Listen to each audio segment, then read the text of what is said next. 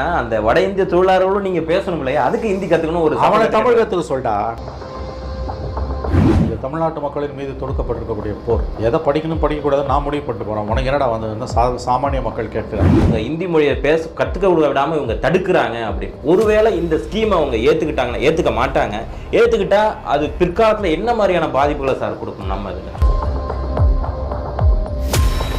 German மொழியை தூக்கிட்டு சமஸ்கிருதத்தை கொண்டு வந்தாங்க. ஜெர்மன் மொழி படித்தா உலகம் பூரா போகலாம், சமஸ்கிருதத்தை பட்ட பிச்சை தான் எடுக்கணும்.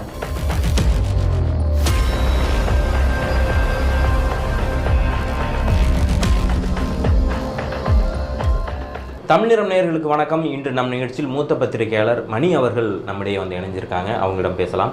சார் வணக்கம். சார் வணக்கம்.